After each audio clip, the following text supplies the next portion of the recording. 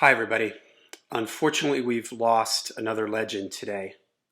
Legendary hard rock bass player Pete Way has passed away at the age of 69. Pete Way is best remembered for his time in the great UFO. UFO is a highly influential band in the world of hard rock and heavy metal. And Pete Way was one of the founding members, started the band in the late 60s.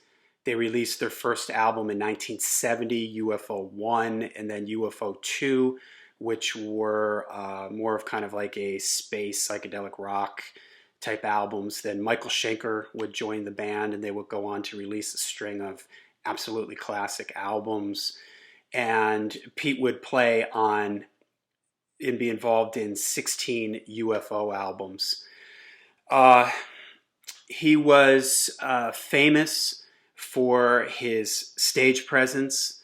He had that low-strung precision bass, the tight striped pants, and would be running around on stage, banging his head and getting into it. And UFO would be very influential on many metal bands in the early 80s, bands like Metallica and especially Iron Maiden, who to this day still open all their shows by playing over the PA system the UFO song Doctor Doctor.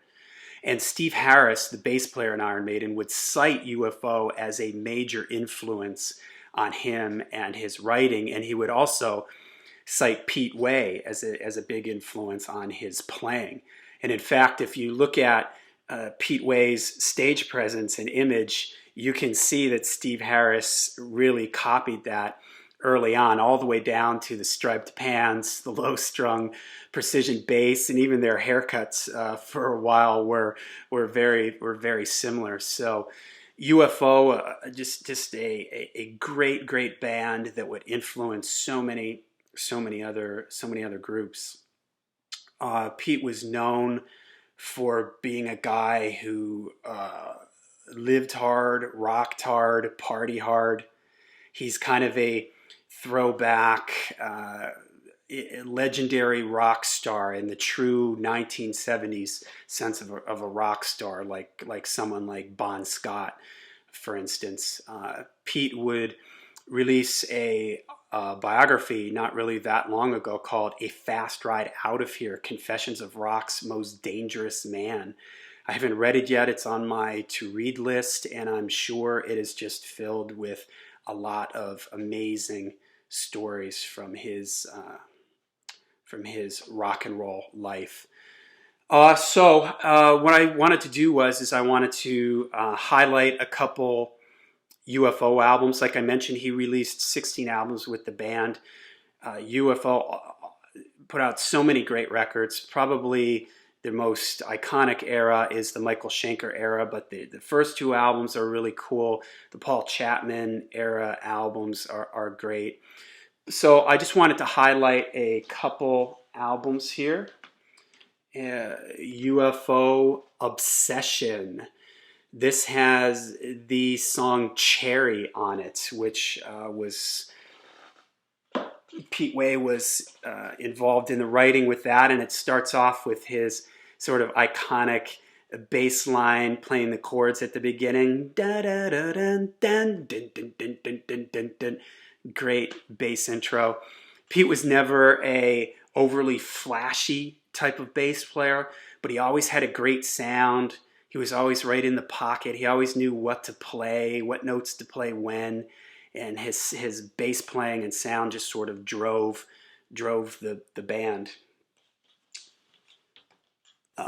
No Heavy Petting is another great UFO album. Has Natural Thing on it. I'm a Loser. On with the Action. Great stuff. Maybe their most successful studio album, at least here in the United States, Lights Out, the legendary title track Lights Out, the song Too Hot to Handle, the great Love to Love, one of my favorite UFO songs, one of my favorite hard rock songs of all times. Electric Phase. You can see Pete here on the back of the album cover. And what a lot of people would say is one of the greatest live hard rock albums of all time, Strangers in the Night. Just a great, great live album. The band at the peak of their powers. Unfortunately, it would be the last album with Michael Schenker, but they are just on fire. Has the legendary extended jam, Rock Bottom. The band just absolutely cooking. Pete's bass is right there in the mix, driving the songs on. Just fantastic. He would go on to form Fastway with Fast Eddie Clarke, who was, Fast Eddie Clarke had come from Motorhead. And even though he doesn't play on this record, he was involved in the formation of the band and putting the songs together.